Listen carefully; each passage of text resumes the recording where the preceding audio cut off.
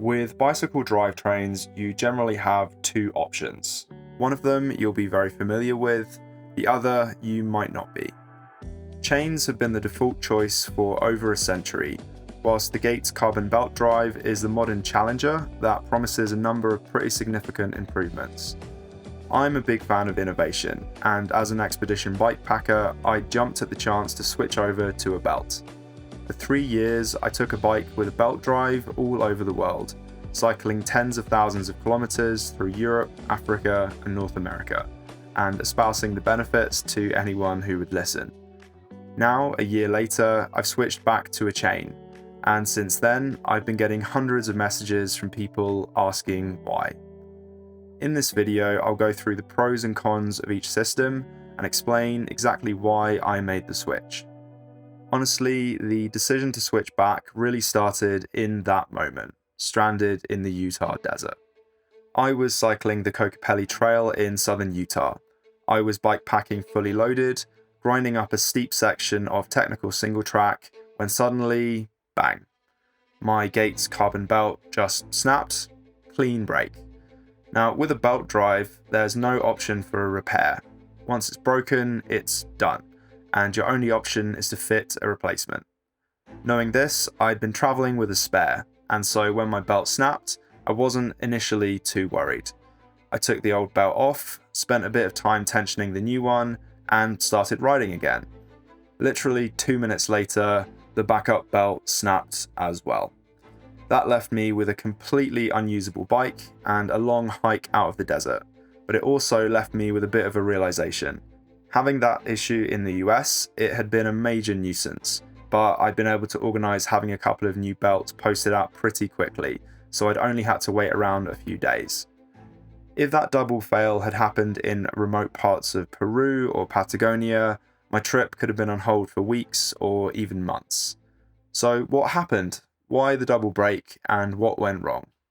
Now, before we go any further, I need to explain why I even have this choice between a belt and a chain to make.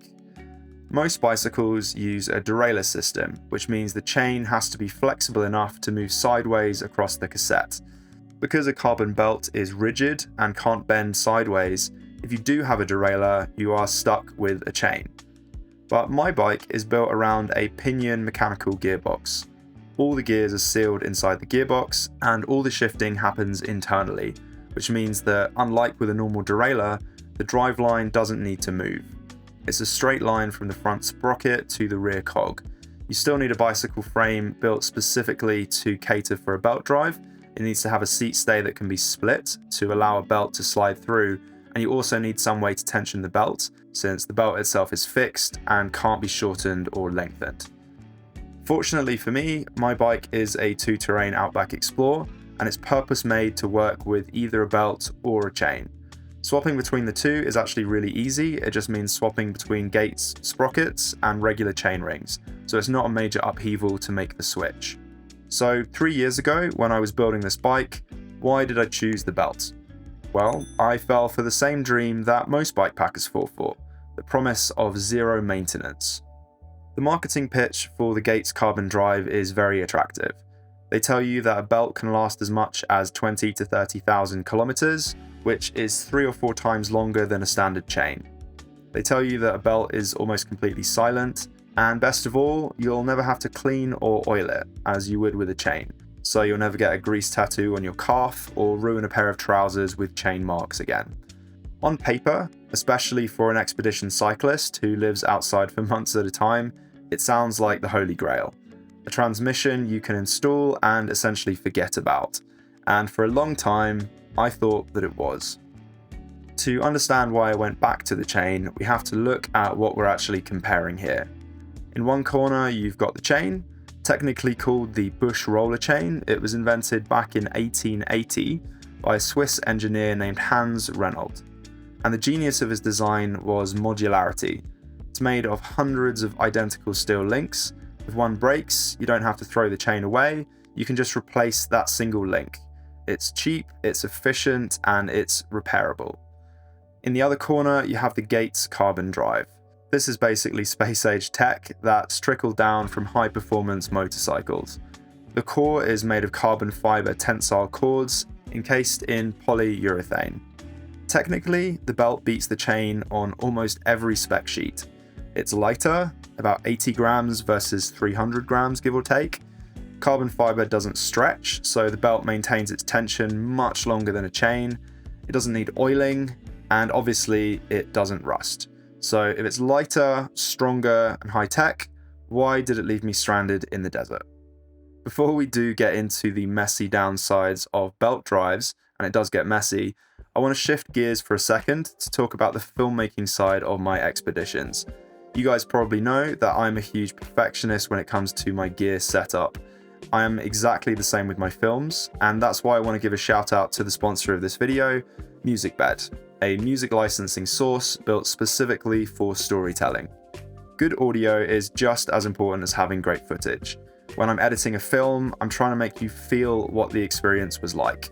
The music does half the work, which is why it's so important to choose something with the right emotional impact. But honestly, finding decent music used to be a bloody nightmare. I'd waste hours painfully digging through different sites looking for royalty-free songs, and I used to really struggle to find what I was looking for. Nowadays, everything is much easier, and that's because I discovered Musicbed.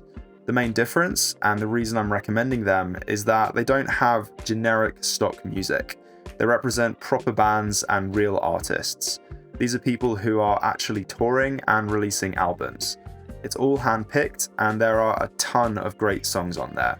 If you're a filmmaker or if you're just starting to make your own videos, I really recommend switching to Musicbed. I've popped a link in the description where you can start a free 14-day trial and license music that takes your videos to the next level. Alright, so back to the belt. Before I get into the problems, I do want to be fair. I'm definitely not saying that belts are rubbish. In fact, for about 90% of cyclists, the Gates belt is probably superior to a chain. If you're a commuter riding to work in London or Berlin, it is a big upgrade. You'll never get oil on your trousers, you don't have to clean it, and it is virtually silent. It's beautiful engineering, and you'll be able to completely forget about it. Even for touring, if you're sticking to tarmac, like riding the Eurovelo routes across Europe or crossing the USA on pavement, it is fantastic. I honestly do miss the silence. There's something really meditative about riding a bike that makes absolutely no noise. So it can be a really fantastic option. But the thing is, I don't ride in a lab and I don't ride mostly on tarmac. I ride here. And this is where the zero maintenance dream starts to fall apart. There are 3 specific situations where the belt failed me, and these are the things that marketing brochures tend to leave out. Point number 1 is dust.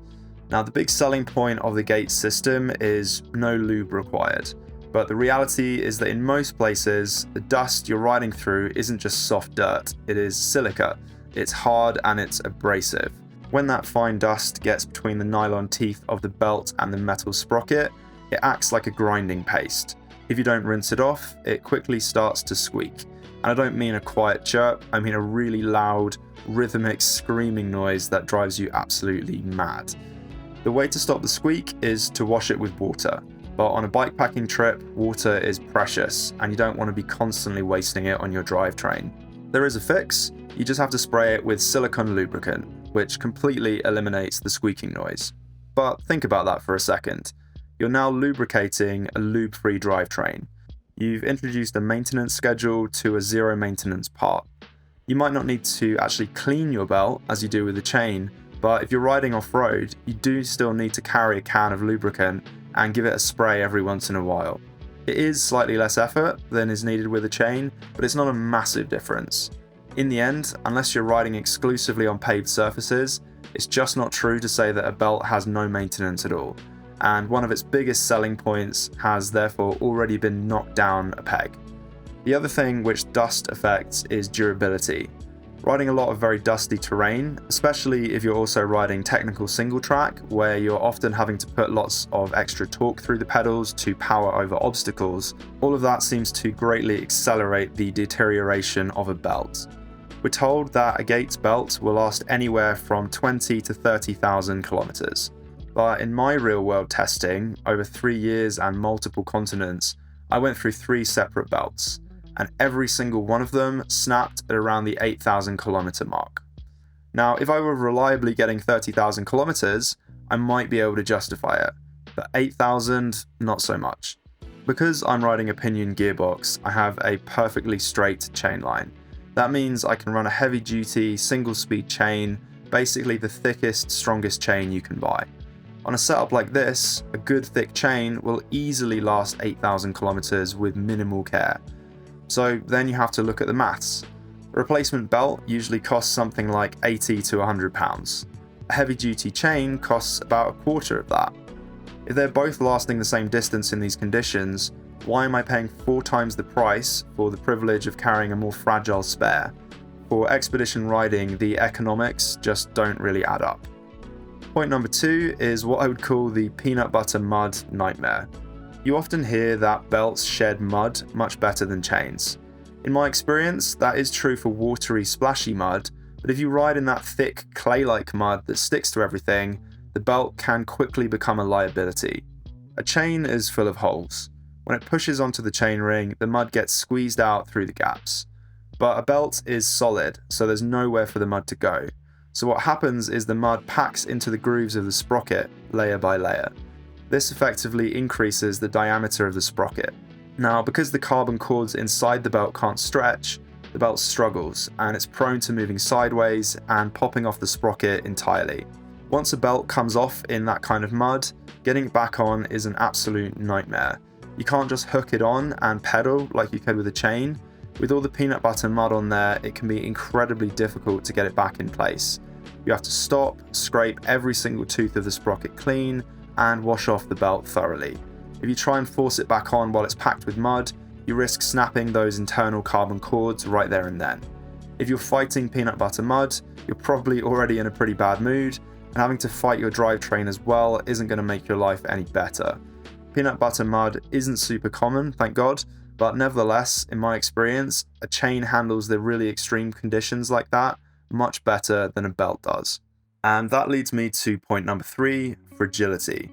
Why did my first belt snap in Utah last year? And why did my spare belt snap too, only minutes after I put it on? Well, the answer to the second question is almost certainly down to something called crimp failure. Carbon fiber has incredible tensile strength. You can pull it all day and it won't break. It's incredibly brittle, however, if you twist it or bend it backwards. If you wanted to pack a spare chain, you could just throw it in the bottom of a frame bag and forget about it. It's a lump of steel, you can't really hurt it. But a belt is delicate. If you fold it up to put it in your luggage and it gets crushed against something, you can pretty easily shatter the internal cords without even knowing. To the naked eye, the belt looks brand new, but the structural integrity is gone, and the moment you put power through the pedals, it snaps. I had been carrying a spare belt for months as I pedaled through Canada and the US. I had been trying to keep it protected and stored safely, but I do ride in a lot of very rough conditions, and somewhere along the line, that spare belt must have gotten damaged, causing it to break almost immediately as soon as I fit it on my bike. For someone like me, riding a long, multi-continent expedition, carrying a spare belt is essential. Belts aren't sold in any shops you're going to find, so with repair impossible, I'd consider carrying a spare belt to be mandatory. But what if you can't trust that the spare belt will still do the job? The double break in Utah really threw me. I realized that I was carrying a survival item that had to be treated extremely carefully. And for me, that's just not really robust enough for a long-term expedition. Ultimately then, the decision to switch back to a chain didn't come down to the mud or the dust, it came down to logistics. So picture this scenario. You're in a tiny, remote village in, let's say, the mountains of Ecuador. Scenario 1 is you snap a chain. You pull out your chain breaker tool, maybe use a couple of power links or a few spare pieces of chain which you're carrying. You put the chain back together and you're moving again in 10 minutes. If the chain looks like it's wearing out, you buy a replacement the next time you pass through a bigger town with a bike shop. Pretty straightforward. Scenario 2 is you snap a belt. Now you've already used your backup for whatever reason, so you no longer have a spare. Nobody can fix it, and there's no way you can buy a replacement. Basically, that's game over. You're now stuck in a hostel, waiting 3 weeks for a DHL package to come from the US or Europe. You're dealing with customs officers, import taxes, and the very real chance that the package just goes missing. It's true that you could, in theory, get yourself to a bike shop, swap out your gates, sprockets to chain rings and switch to a chain then, but it's still going to be a lot more effort than just fixing your chain and continuing on your way. It's also worth mentioning that removing a regular rear chainring from a wheel is very easy. To remove a chain cassette, you just need a lock ring tool, and every bike shop on earth has one. To remove a gate sprocket, you need a strap wrench. I don't know if you've ever tried to find a strap wrench in a small town in the middle of nowhere, but trust me, it's going to be a struggle. I've actually been unable to service my rear hub in the past simply because I couldn't get the sprocket off. Getting that gate sprocket off can be a real pain in the arse, and in my mind that is a major plus for the chain, especially if you're likely to be traveling in remote areas. For a lot of the gear I use in my trips, it comes down to a question of risk versus reward. As an example, I use hydraulic disc brakes over mechanical disc brakes because the reward is significantly better performance, a substantial quality of life increase. The risk, on the other hand, is very low. It's true that without carrying a bleed kit, which I don't, I can't field repair hydraulic brakes in the same way that I could with mechanical brakes. But hydraulic brakes are so reliable in my experience that it's such a low risk. And even if it did fail, I just have to get to a decent bike shop and I'd be able to get it sorted. So the reward for me far outweighs the risk. In the end then, I just came to the realization that that's not the case with the belt. As a long distance bike packer traveling in the global south, the reward of a silent bike simply isn't worth the risk of being stranded for weeks. I didn't switch back to a chain because I dislike the belt. I switched back because for the kind of riding I do, reliability is the metric that really matters. The Gates belt is a masterpiece of engineering, and for a lot of people it's a fantastic choice. If you're riding mostly on pavement, or if you're only riding in places like Western Europe or the US, where ordering replacement parts is usually fast and easy, then a belt makes a lot of sense.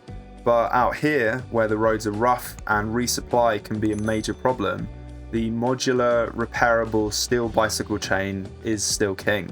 Sometimes the 1880 solution is still the best, and as good as they can be, I don't see myself going back to a belt drive anytime soon. I'd love to hear your thoughts on this, so do let me know in the comments.